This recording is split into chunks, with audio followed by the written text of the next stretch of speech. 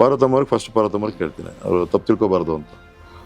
ಎಲ್ಲಿ ನಿಂಗೆ ಗೊತ್ತಲ್ಲ ಅವ್ರು, ಬಟ್ ಅವ್ರು ಸಿಟ್ಕೊಳಲ್ಲ, ನಿಂಗೆ ಗೊತ್ತಲ್ಲ ಅವರು ಮಾಡಲ್ಲ, ಬಟ್ ನೀನುಂಟ ಅವರುಂಟಪ್ಪ, ನಿಮ್ಮಿಬ್ರದ್ದು ಬೇರೆನೇ ಇದೆ ಸಂಬಂಧ, ಇಲ್ಲ ನಿಮ್ಮ ಇದನ್ನು ಜಾಹೀರಾತಿಗೆ ಯೂಸ್ ಮಾಡಬೇಕು, ರಾಜ್ಕುಮಾರ್ ಅವರು ಪ್ರಮೋಟ್ ಮಾಡಬೇಕು ಅಂತ ನನಗೆ ಬೇಕು. ಸೊ ನಿಮ್ಮದು ವಿಡಿಯೋನೂ ಇದೆ ಮತ್ತು ನಿಮ್ಮ ಸ್ಟಿಲ್ಸು ಅದು ನಾನು ಮಾಡ್ಬೋದು ಅಂತ. ಇವರೆಲ್ಲ ಟ್ರೈ ಮಾಡಿರ್ತಾರೆ, ಯಾರು ಅಭಿಮಾನಿ ಸಂಘ ಇವರೆಲ್ಲ ಟ್ರೈ ಮಾಡಿರ್ತಾರೆ, ದೊಡ್ಡವರೆಲ್ಲ ಟ್ರೈ ಮಾಡಿರ್ತಾರೆ.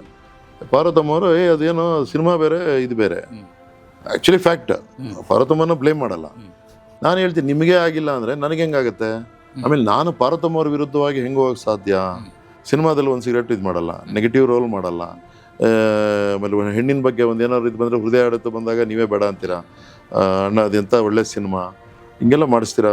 ರೋಲು ಅಣ್ಣಂಗೆ ವಿಚಾರದಲ್ಲಿ ರೋಲು ಮತ್ತು ಪರ್ಸನಲ್ ಬೇರೆ ಇಲ್ಲಮ್ಮ. ಅವರು ಹಂಗೆ ಇದ್ದಾರೆ, ಅಣ್ಣ ಮಾಡೋದು ಹಿಂಗೆ ಸರಿ ಏನೋ, ಸಿನಿಮಾ ಮಾಡಲ್ಲ ಅಂತಾರೆ, ಸರಿ ಏನೋ ಒಡವಟ್ಟಿದ್ದಾರೆ, ನಿಲ್ಲಿಸಿದ್ದಾರೆ. ನೀನೇ ಹೇಳೋ ಅವ್ರಿಗೆ ಸ್ವಲ್ಪ.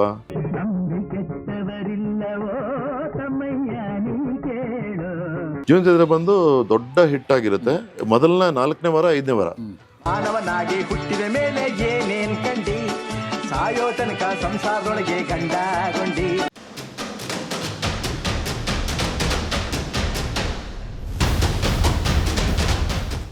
ಕಮಿಂಗ್ ಟು ಜಾಹೀರಾತ ನೀವು ಹೇಳ್ತಿರೋದು, ಅಡ್ವರ್ಟೈಸ್ಮೆಂಟ್ಗೆ ಮಾಡೆಲ್ ಆಗಿ ಹೇಗೆ? ಹೌದು, ಅವಾಗ ಆಗಬೇಕು ಅಂತ ಅದೇ ಅದೇ ಅವಾಗ ನಾನು ಇದು ಒಂದು ನಮ್ಮ ಹಾಲಿನ ಉತ್ಪನ್ನಗಳ ಘಟಕ, ಫ್ಲೇವರ್ಡ್ ಮಿಲ್ಕ್ ತೆಗೆಯೋ ಘಟಕ ಬೆಂಗಳೂರಲ್ಲಿದೆ. ಹೊಸ ಹೊಸ ಸ್ವೀಟ್ಸ್ ಮಾಡೋದು, ಪೇಡ ಮಾಡೋ ಘಟಕಕ್ಕೆ GM ಆಗಿರ್ತೀನಿ. MD ಬೇರೆ ಯಾರು ಇರ್ತಾರೆ, ನಮ್ಮ IAS ಬೇರೆ MD ಇರ್ತಾರೆ. ನಾನು ಅವರಿಗೆ ಏನು ಹೇಳ್ತೀನಿ, ನಂದು ಅದು ಪ್ರಾಡಕ್ಟು ಆ ಘಟಕ ಆರ್ಥಿಕವಾಗಿ ನಷ್ಟದಲ್ಲಿರುತ್ತೆ. ನಾನು ಆವಾಗ ಹೊಸದಾಗಿ ಹೋಗ್ತೀನಿ, ಅದಕ್ಕೆ ಪುನಶ್ಚೇತನ ಕೊಡೋಕ್ಕೆ ನಾನು ಈ ಸ್ವೀಟ್ಸು ಇದೆಲ್ಲ ಮಾಡ್ತೀನಿ. ಈ ಫ್ಲೇವರ್ಡ್ ಮಿಲ್ಕ್ ಅಂತ ಹೊಸದಾಗಿ ಮಾಡ್ತೀನಿ. ಅದು ಮಾಡಿದಾಗ ಇದು ಜನಪ್ರಿಯತೆ ಆಗಬೇಕು, ಪ್ರಚಾರ ಕೊಡಬೇಕು ಅಂದಾಗ ಅಣ್ಣವ್ರು ನೆನಪು ಬರ್ತಾರೆ. ಅಣ್ಣವ್ರು ನೆನಪು ಬಂದಾಗ ಅದಕ್ಕೆ ಮೊದಲು ಏನು ಮಾಡ್ತೀವಿ, ಇದನ್ನು ಇವ್ರಿಗೆಲ್ಲ ಬಿಡುಗಡೆ ಮಾಡಿಸೋಣ ಅಂತ ಹೇಳ್ತೀನಿ. ನಮ್ಮಲ್ಲಿ ಅಣ್ಣವರೆಲ್ಲ ಫಂಕ್ಷನಿಗೆ ಬರ್ತಾರ ಅಂತ, ಇಲ್ಲ ನಾನು ಅದು ಬಿಡಿ, ನಾನು ಕೇಳ್ತೀನಿ ಅಂತ ಹೇಳಿ ನಮ್ಮ ಆಗಿನ MDಗೆ ಒಪ್ಪಿಸ್ಬಿಟ್ಟು ಅಣ್ಣವ್ರಿಗೆ ಹೋಗ್ತೀನಿ. ಅಣ್ಣ ಈ ಪ್ರಾಡಕ್ಟ್ ನೀವೇ ಬಿಡುಗಡೆ ಮಾಡಿ ಚಂದ ನೀವು ಸಮಾರಂಭಕ್ಕೆ ಒಪ್ಕೋಬೇಕು ಅಂತ. ಅವರು ಆಯಿತು ಪ್ರೇಮ್, ನೀವು ಹೇಳಿದ್ರೆ ಬೇಡನಲ್ಲ, ಬರ್ತೀನಿ ಅಂತ ಹೇಳ್ತಾರೆ. ಆಮೇಲೆ ಹೇಳ್ತಾರೆ, ನೀವು ಸಮಾರಂಭ ಯಾಕೆ ಅದಕ್ಕೆಲ್ಲ ದುಡ್ಡು ಯಾಕೆ ವೇಸ್ಟ್ ಮಾಡ್ತೀರಾ? ನಮ್ದು ಯಾವುದೋ ಮ್ಯೂಸಿಕಲ್ ನೈಟ್ ಇದೆ, ನೀವು ಅದರಲ್ಲೇ ಮಾಡೋಂಗಿದ್ರೆ ನಿಮ್ಮ ಸಂಸ್ಥೆಗೆ ಅಬ್ಜೆಕ್ಷನ್ ಇಲ್ಲ ಅಂದರೆ ನನ್ನ ಇವ್ರಿಗೆ ಹೇಳ್ತೀನಿ, ಟೈಮ್ ಒಂದು ಎಷ್ಟು ಟೈಮ್ ಬೇಕಾಗುತ್ತೆ. ನಾನು ಹೇಳಿದೆ, ನಮ್ಮದು ಪ್ರಾಡಕ್ಟ್ ಲಾಂಚ್ ಏನು ಒಂದು 20 ನಿಮಿಷ ಅಥವಾ ಅರ್ಧ ಗಂಟೆ, ಬಟ್ ನಮ್ಮ ವೇದಿಕೆ ಎಲ್ಲ ನಮ್ಮ ವೇದಿಕೆಯಲ್ಲೇ ಮಾಡಿ, ನೀವು ಪರವಾಗಿಲ್ಲ, ಯಾಕೆ ಸುಮ್ಮನೆ ಸಂಸ್ಥೆ ಯಾಕೆ ಖರ್ಚು ಮಾಡಬೇಕು, ನೀವು ಮಾಡಿ ನಮ್ಮಲ್ಲೇ ಮಾಡಿ, ಮ್ಯೂಸಿಕಲ್ ನೈಟ್ ಇರುತ್ತೆ ಅಂತ. ಈ ಮಂಗಳೂರು ನಾರಾಯಣಗುರು, ನಿಮ್ಮ ದಕ್ಷಿಣ ಕನ್ನಡ ನಾರಾಯಣಗುರು ರಾಮ ಮಂದಿರ ಮಾಡ್ತಾ ಇರ್ತಾರೆ ನೋಡಿ, ಆ ಗುರುಗಳದು ಸಹಾಯಾರ್ಥ ಮಾಡಿರ್ತಾರೆ, ಅವ್ರಿಗೆ ಅಂತ ಮಾಡ್ತಾರೆ. ಬಟ್ ಆಮೇಲೆ ನಾನೇನು ಮಾಡ್ತೀನಿ, ಅವ್ರಿಗೆ ನೆರವಾಗ್ಲಿ ಅಂದ್ಬಿಟ್ಟು ಆ ಟಿಕೆಟ್ಸ್ ಎಲ್ಲ ನಮ್ಮ VIPs ಡೈರೆಕ್ಟರ್ಸ್ ಎಲ್ಲ ಟಿಕೆಟ್ಸ್ ಎಲ್ಲ ನಾನು ಪರ್ಚೇಸ್ ಮಾಡಿ, ಅಂದರೆ ನಂದು ಅಂದರೆ ನಾನು ಸರ್ ನಾವು ಯಾಕೆ ಪಾಪ ಅವ್ರು ಫ್ರೀ ಕೊಟ್ಟಿದ್ದಾರೆ, ಬಟ್ ಅವ್ರು ಮಾಡ್ತಾ ಇರೋದು ಸಹಾಯಾರ್ಥ. ಅಣ್ಣ ಅವರು ನಮಗೆ ಫ್ರೀಯಾಗಿ ಮಾಡ್ತಾ ಇದ್ದಾರೆ, ಬಟ್ ಅವ್ರಿಗೆ ಟಿಕೆಟ್ ನೋಡಿ ನೆರವು ಮಾಡೋಣ ಅಂತ 1 ಲಕ್ಷದವರೆಗೂ ನಾನು ಆಗಿನ ಕಾಲದಲ್ಲಿ ಅವರು ಕಂಠೀರವ ಸ್ಟೇಡಿಯಮಲ್ಲಿ ಇದು ಲೈವ್ ಆಡಿಯನ್ಸ್. ಈಗ ನಾನೆಲ್ಲ ಒಂದು ಟೌನ್ ಹಾಲ್ ರವೀಂದ್ರ 500 ಜನ 700 ಜನ ಮಾಡೋದಕ್ಕೂ ಒಂದು ಲಾರ್ಜ್ ಗ್ಯಾದರಿಂಗಲ್ಲಿ, ದೊಡ್ಡ ಗ್ಯಾದರಿಂಗ್, ಅವಾಗೆಲ್ಲ ನಿಮಗೆ ಗೊತ್ತು, ಅಣ್ಣವರ ಕಂಠೀರವ ಸ್ಟೇಡಿಯಮಲ್ಲಿ ಸಿಕ್ಕಾಪಟ್ಟೆ ಜನ ಸೇರಿತು, ಹಂಗೆ ಸ್ಟೇಡಿಯಂ ತುಂಬಿತ್ತು. ಸರಿ ಅಂತ ಅಲ್ಲಿ ಅಣ್ಣವರ ಮೇಲೆ ಇನ್ನೊಂದು ಹೇಳ್ತೀನಿ, ನಾನು ಹಾಲಿನ ಹೊಳೆಯೋ ಹಾಡು ಹೇಳ್ತೀನಿ, ಆ ಟೈಮಲ್ಲಿ ನೀವು ಬ್ರೇಕ್ ಕೊಡ್ತೀನಿ, ಬ್ರೇಕ್ ಮಾಡೋಣ ಅಂತ.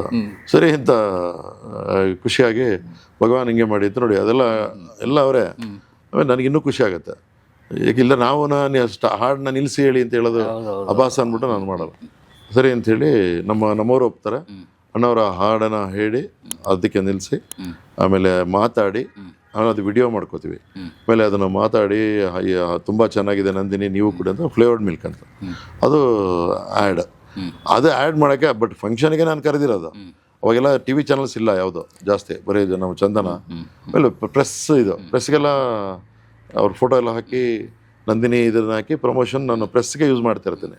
ಅದು ಮಾಡೋಕ್ಕೆ ಮೊದಲು ಏನು ಮಾಡ್ತೀನಿ, ಮತ್ತೆ ಒಂದು ದಿವಸ ಮನೆಗೆ ಹೋಗ್ತೀವಿ ಫಂಕ್ಷನ್ ಆದಮೇಲೆ. ಆಮೇಲೆ ನಂದು ಸ್ವಲ್ಪ ಐಡಿಯಾಸ್ ಡೆವಲಪ್ ಆಗ್ತಾ ಇರುತ್ತೆ, ಅಂದರೆ ಸಂಸ್ಥೆ ಬಗ್ಗೆ. ನಾನು ರಾಜ್ಕುಮಾರ್ನ ಬೇರೆ ಥರ ಪರ್ಸ್ನಲ್ ಯಾವುದಕ್ಕೂ ಯೂಸ್ ಮಾಡ್ಕೊಂಡಿಲ್ಲ.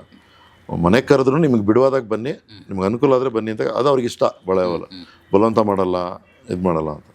ಮದುವೆಗೂ ಕೂಡ ಇಷ್ಟ ಆದರೆ ಬನ್ನಿ, ನಿಮ್ಗೆ ಅನುಕೂಲ ಆದರೆ ಬನ್ನಿ ಅಂತ. ಅವಾಗ ಚೆನ್ನೈಯಿಂದ ಬಂದು ಶೂಟಿಂಗ್ ಇರಲ್ಲ, ಸಂಡೇ ರಿಸೆಪ್ಷನ್ ಬೆಂಗಳೂರಿನಲ್ಲಿ. ಅದಕ್ಕೋಸ್ಕರ ಎಲ್ರಿಗೂ ಇಡೀ ಇಂಡಸ್ಟ್ರಿಗೆ ಆಶ್ಚರ್ಯ, ಏನೂ ಇಲ್ಲ ಅವಾಗೆಲ್ಲ ಶೂಟಿಂಗ್ ಬರೋದೇ ಕಷ್ಟ, ಅಂದರೆ ಫ್ಲೈಟಲ್ಲಿ ಬರೋದು ಕಷ್ಟ. ಅಂಥದ್ರಲ್ಲಿ ಪ್ರೇಮ್ ಮದುವೆಗೆ ಫ್ಲೈಟಲ್ಲಿ ಬಂದು ಇಲ್ಲಿ ರಿಸೆಪ್ಷನ್ ಬಂದು ಹೋದ್ರು ಅಂತ ಹೇಳಿ ಇನ್ನೇನು ಬೇರೆ ಏನಿಲ್ಲ, ಹಂಗೆ ಹೋಗಿರ್ತಾರೆ. ನನಗೂ ಅದು ಆಶ್ಚರ್ಯ, ಅವರು ಸರ್ ಬರ್ತಾರೆ ಅಂತ ನಂಬಿರಲ್ಲ. ಬಟ್ ಬಂದು ರಿಸೆಪ್ಷನ್ ಬರ್ತಾರೆ. ನನಗೆ ಅವಾಗ ಸ್ಟೇಜ್ ಮೇಲೆ ನಿಲ್ಲೋಕ್ಕೆ ಗಾಬರಿ, ಹಿಡಿದು ಅವ್ರ ಜೊತೆ ಊಟಕ್ಕೆ ಕೂರ್ತಾರೆ, ಅವ್ರ ಜೊತೆ ಊಟಕ್ಕೆ ಹೋಗಬೇಕು. ಆಮೇಲೆ ನನ್ನ ಹೆಂಡ್ತಿಗೆ ಜಗ್ತಾ ಇರ್ತಾಳೆ, ಬಿಟ್ಟು ಹೋಗ್ಬೇಡಿ, ಇಲ್ಲ ಅಂತ ಆಗಿರ್ತೀನಿ. ಸರಿ, ಅಣ್ಣನ ಈ ಜಾಹೀರಾತು ವಿಚಾರಕ್ಕೆ ಕೇಳಿದಾಗ ಪಾರ್ವತಮ್ಮ ಇರ್ತಾರೆ. ನನಗೆ ಗೊತ್ತು ಯಾವುದು ಮಾಡಿಲ್ಲ ಅಂತ ಗೊತ್ತು. ಪಾರ್ವತಮ್ಮವ್ರಿಗೆ ಫಸ್ಟ್ ಪಾರ್ವತಮ್ಮವ್ರಿಗೆ ಕೇಳ್ತೀನಿ, ಅವರು ತಪ್ಪು ತಿಳ್ಕೊಬಾರ್ದು ಅಂತ. ಎಲ್ಲಿ ನಿಂಗೆ ಗೊತ್ತಲ್ಲ ಅವ್ರು, ಬಟ್ ಅವ್ರು ಸಿಟ್ಕೊಳಲ್ಲ, ನಿಂಗೆ ಗೊತ್ತಲ್ಲ ಅವರು ಮಾಡಲ್ಲ, ಬಟ್ ನೀನುಂಟ ಅವ್ರುಂಟಪ್ಪ, ನಿಮ್ಮಿಬ್ರದ್ದು ಬೇರೆನೇ ಇದೆ ಸಂಬಂಧ, ನೀನು ಕೇಳಿದ್ರೆ ನಂದೇನೋ ಇದಿಲ್ಲ ಅಂತ. ಸರಿ, ಅಲ್ಲೇ ಪಕ್ಕದಲ್ಲೇ ಇರ್ತಾರೆ ಪಾರ್ವತಮ್ಮವರು. ಅಣ್ಣ ಅವರಿಗೆ ಅಲ್ಲೇ ಊಟ ಆದಮೇಲೆ ಅಣ್ಣ ಒಂದೇನೋ ಕೇಳಬೇಕು ಅಂತಿದ್ದೀನಿ, ಕೇಳಲ್ಲ ಅಂತ. ಕೇಳಿ ಅದೇನು ಸಂಕೋಚ ಏನು ಅಂತ. ಇಲ್ಲ, ನಿಮ್ಮ ಇದನ್ನು ಜಾಹೀರಾತಿಗೆ ಯೂಸ್ ಮಾಡಬೇಕು, ರಾಜ್ಕುಮಾರ್ ಅವರು ಪ್ರಮೋಟ್ ಮಾಡಬೇಕು ಅಂತ ನನಗೆ ಬೇಕು. ಸೊ ನಿಮ್ಮದು ವಿಡಿಯೋನೂ ಇದೆ ಮತ್ತು ನಿಮ್ಮ ಸ್ಟಿಲ್ಸು ಅದು ನಾನು ಮಾಡ್ಬೋದು ಅಂತ. ಆವಾಗ ನನಗೆ ಮೇಜರ್ ಪೇಪರ್ ಬೇಕಾಗಿರುತ್ತೆ. ಮಾಡಿರಿ ನೀವಂದರೆ ಇದು ಮಾಡ್ತೀನಿ, ಜಮಾಯಿಸಿ ಅಂತ ಅವ್ರಿಗೆ ಗೊತ್ತಲ್ಲ, ಜಮಾಯಿಸಿ ಅಂತ ಹೇಳೋದು. ಇನ್ನೂ ಪ್ರೇಮ್ ಕೇಳಿದ್ರೆ ಇಲ್ಲ ಅಂತೀನ, ಮಾಡಿ ಅಂತ. ಈ ಪಾರ್ವತಮ್ಮ ಅವರು, ಏನು ರೀ ಪ್ರೇಮ್ ಕೇಳಿದ್ರೆ ಎಲ್ಲ ಅಂತೀರ, ನೀವು ಯಾವುದೂ ಮಾಡಿಲ್ಲ ಗೊತ್ತಾ ಅಂತಾರೆ. ಆದರೆ ಮಾಡಲಿ ಬಿಡಿ ಪರವಾಗಿಲ್ಲ, ಮಾಡಿ ಪ್ರೇಮ್ ಏನು ತೊಂದರೆ ಇಲ್ಲ, ಇಷ್ಟೇ. ಅವ್ರು ಇನ್ನೇನಿಲ್ಲ, ಒಂದು ಲೈನು ಅಣ್ಣ ಅದು ವಿಡಿಯೋ ಮಾಡಿ ತೋರಿಸ್ಬೇಕು ಅಂದ್ರೆ, ಯಾವತ್ತು ಏನು ತೋರಿಸ್ಬೇಡಿ, ಮಾಡಿ, ಇಲ್ಲಾಂದರೆ ನೀವು ತೋರಿಸಿದ್ರು ಸಂತೋಷ, ನೀವು ಹಂಗೆ ಮಾಡಿದ್ರು ಪರವಾಗಿಲ್ಲ ಅಂತ. ಆಮೇಲೆ ಒಂದು 3-4 ವರ್ಷನ ಎಡಿಟ್ ಮಾಡಿಸಿ ತೊಗೊಂಡೋಗಿ ತೋರಿಸ್ತೇನೆ. ಏನು ಪರವಾಗಿಲ್ಲ, ನೀವು ಮಾಡಿ ಪ್ರೇಮ ಅಂತ ಹೇಳ್ತಾರೆ. ಇಲ್ಲ ನೋಡಿ ಅಣ್ಣ ಅಂತ ಹೇಳ್ತಾರೆ. ಎಲ್ಲನೂ ಯೂಸ್ ಮಾಡಿ ಪರವಾಗಿಲ್ಲ ಅಂತ ಹೇಳ್ತಾರೆ.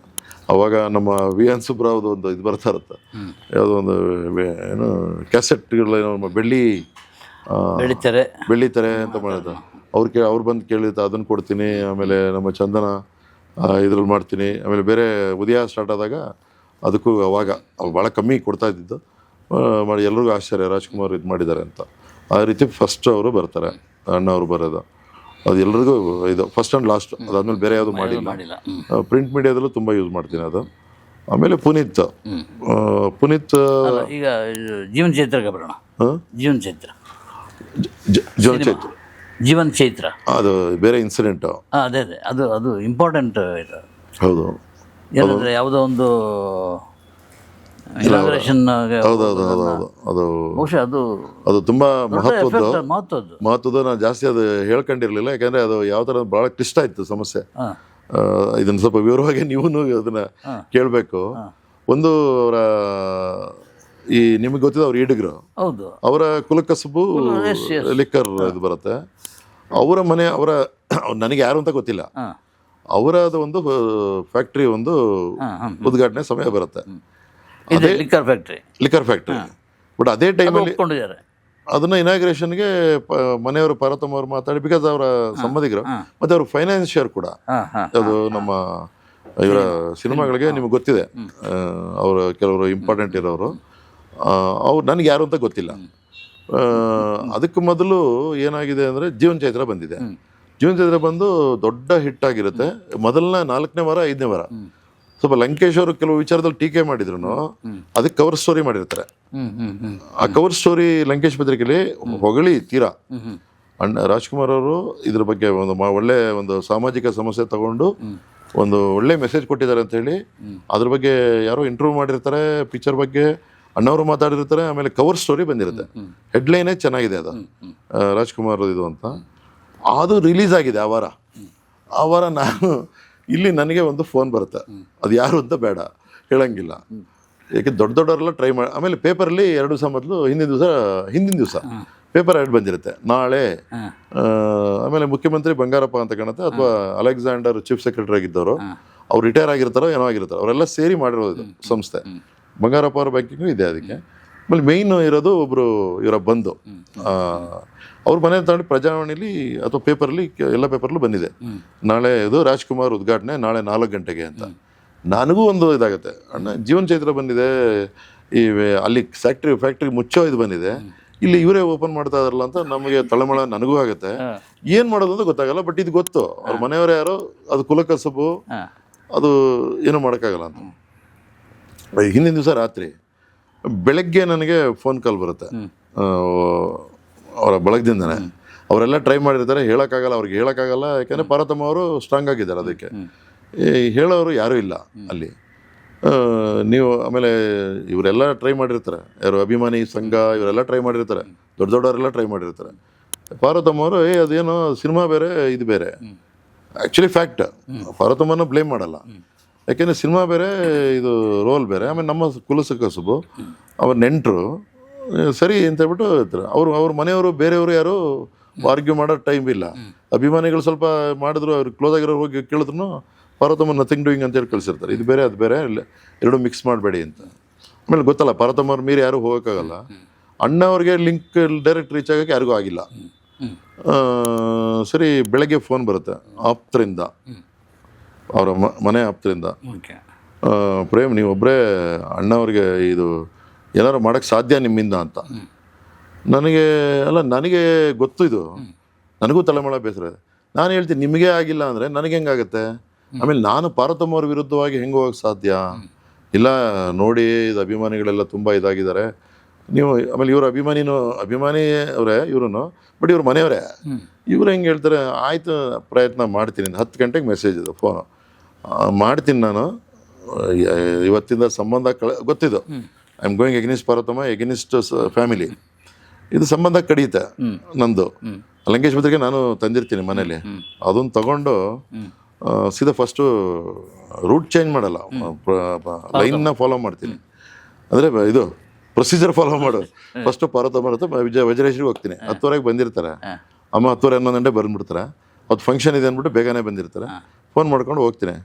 ಅವ್ರ ರೂಮ್ಗೆ. ನನಗೆ ಎಂಟ್ರಿ ಯಾರು, ನನಗೆ ಹೆಂಗೆ ಪಾಪ ಒಂದು ಇದು ಅಂದರೆ, ಯಾವತ್ತೇ ಆಗಲಿ ಎಲ್ಲೇ ಆಗಲಿ, ಆಮೇಲೆ ಯಾವುದೇ ಮನೆಗೆ ಹೋದರೆ ಮನೇಲಿ ಪಾರ್ವತಮ್ಮರಾಗಲಿ ಇವರಾಗಲಿ ಪಕ್ಕನೇ ಕೂರಿಸ್ಕೊಳ್ಳೋದು. ಅಣ್ಣವ್ರಂತೂ ಪಕ್ಕನೇ.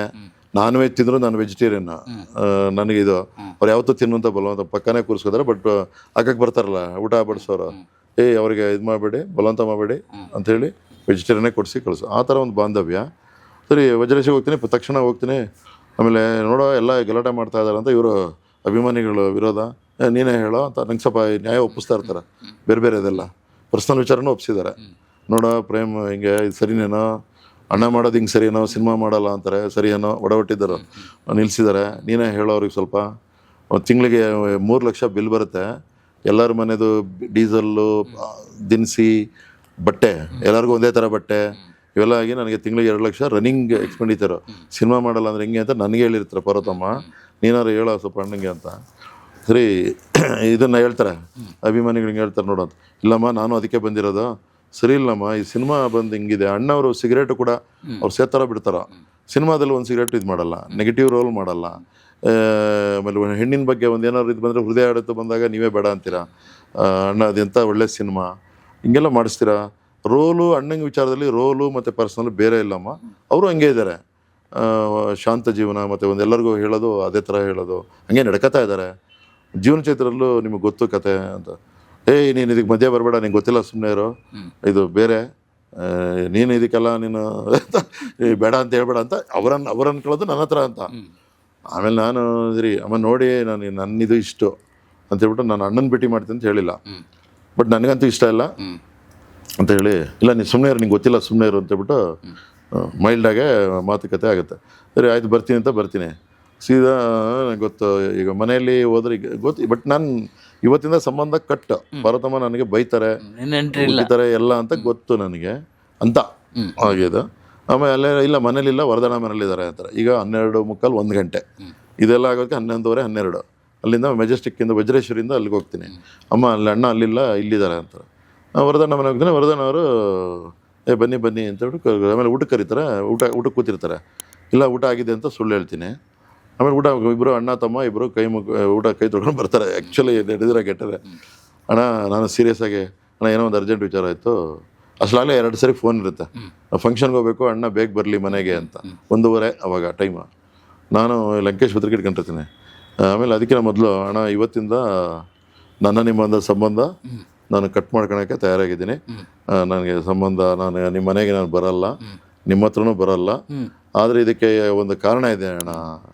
ಏನು ಏನ್ರಿ ಏನೇನೋ ಮಾತಾಡ್ತೀರಿ, ಯಾಕ್ರಿ ಮನೆಗೆ ಬರ್ದಿರಲ್ಲ, ಸಂಬಂಧ ಕಟ್ಟಂತ ಏನಾಗಿದೆ ಆ ಥರ ಅಂತ. ಇಲ್ಲ ಒಂದು ವಿಚಾರ ನಾನು ಹೇಳೋದು, ನಿಮ್ಮ ಮನೆಗೆ ನಿಮಗೆ ಅದು ಅಪ್ರಿಯ, ಈ ಸಬ್ಜೆಕ್ಟ್ ನಿಮಗೆ ಇಷ್ಟ ಆಗಲ್ಲ, ಬಟ್ ನಾನು ಅದನ್ನು ಹೇಳಲೇಬೇಕು ನಿಮಗೆ. ಇದು ಏನು ಬರ್ದು ಹಿಂಗೆ ಮಾತಾಡ್ತಾ ಇದ್ದಾರೆ, ಏನು ಹೇಳಿ ಅಂತೇಳ್ಬಿಟ್ಟು ಕೂರಿಸ್ಕೋತಾರಲ್ಲ, ಕೂರಿಸ್ಕೊಂಡು ಏನು ಇಲ್ಲ ಹೇಳಿ, ಏನಾದರೂ ಪರವಾಗಿಲ್ಲ ಹೇಳಿ, ನೀವು ಮನೆಗೆ ಬರೋದವೆಲ್ಲ ಇಲ್ಲ, ಏನಿದ್ರು ನಾನು ಕೇಳ್ತೀನಿ ಹೇಳಿ. ಅಣ್ಣ ನೋಡಿ ಹಿಂಗೆ ಯಾರಿಗೂ ಇಷ್ಟ ಇಲ್ಲ ನೋಡಿ, ಲಂಕೇಶ್ ನಿಮ್ಮ ಮನೆ ಯಾವ ಆಗಾಗ ಟೀಕೆ ಬರೋದು, ಅಂಥದ್ರಲ್ಲಿ ಅವರು ನಿಮ್ಮ ಈ ವಿಚಾರದಲ್ಲಿ ಈ ಥರ ಒಂದು ಪಾಸಿಟಿವ್ ಲೇಖನ ಹಿಂಗೆ ಬಂದಿದೆ, ಆಮೇಲೆ ಈ ಜನಗಳಿಗೆ ಯಾರಿಗೂ ಇಷ್ಟ ಇಲ್ಲ. ಹೌದಾ, ಈ ಮಟ್ಟಕ್ಕೆ ಆಗ್ತಾಯಿದೆ ಪಾರ್ವತಿ, ಇದೆಲ್ಲ ನನಗೆ ಹೇಳಲೇ ಇಲ್ಲ. ಆಮೇಲೆ ಇಷ್ಟು ನನಗೆ ಇದು ನಮ್ಮ ನೆಂಟ್ರಲ್ವಾ, ಇದು ನಮಗೆ ಈ ಸಾರಾಯಿ ಅನ್ನೋದು ನಮ್ಮ ಕುಲಕಸಬು ಅಂತ ಈ ಥರದಲ್ಲೇ ಪಾರ್ವತಿ ಏನೋ ಹೇಳಿದ್ರು, ಒಂದು ಫ್ಯಾಕ್ಟ್ರಿ ಓಪನ್ ಮಾಡಬೇಕು ಅಂತ ಹೇಳಿದ್ರು. ನಾನು ಏನು ವಿವರ ಕೇಳಿಲ್ಲ, ನಮ್ಮ ಇವರು ಇದು ಸಂಬಂಧಿಕರು ಅಂದ್ಬಿಟ್ಟು ಪಾರ್ವತಿ ಫಿಕ್ಸ್ ಮಾಡಿದ್ದು ನಾನು ಮಾಡಿದ್ದೀನಿ. ಇಷ್ಟು ಹೊರಗಡೆ ವಿರೋಧ ಇದೆ ಅಥವಾ ನಿಮಗೆ ಬೇಜಾರಾಗಿದೆ, ನಿಮ್ದಿಗೇನು ಅನ್ನಿಸ್ತದೆ? ಇಲ್ಲ ಅಣ್ಣ ನಮಗೂ ಇಷ್ಟ ಇಲ್ಲ ಅಂದ್ರೆ ನೀವು ಹೇಳಿದ್ಮೇಲೆ ಬಿಡಿ ಪ್ರೇಮ್, ನಾನು ಹೋಗೋದಿಲ್ಲ ಅಂದ್ರೆ. ಅಣ್ಣ ನೀವು ಅನೌನ್ಸ್ ಮಾಡಿ ಯಾವುದೇ ಪ್ರೋಗ್ರಾಮ್ ಅನೌನ್ಸ್ ಮಾಡಿ ಹಿಂದಕ್ಕೆ ಹೋಗಲ್ವಲ್ಲ ಅಂತ.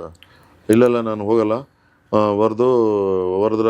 ವರದರಾಜ್ಗೂ ಇದು ಹೇಳಬೇಕು ಅಂತಿದೆ ಅಣ್ಣ. ಅವಾಗ ವರದರಾಜ್ ಬಾಯ್ ಬಿಡ್ತಾರೆ ಅವಾಗ, ಬಟ್ ಅವ್ರು ಫೋನ್ ಮಾಡಿದ್ದಲ್ಲ ನನಗೆ, ಅವ್ರು ನನಗೇನಂತ ಅಷ್ಟಿರಲಿಲ್ಲ. ಇನ್ಮೇಲೆ ಇವತ್ತಿಂದ ಕ್ಲೋಸ್ ಆಗ್ತಾರೆ ಅವರು ವರದರಾಜ. ಅಲ್ಲಿವರೆಗೂ ಅವರು ಅಣ್ಣ ಅವ್ರಿಗೆ ಸ್ನೇಹ ಪ್ರೇಮ ಅಷ್ಟು ಗೊತ್ತು.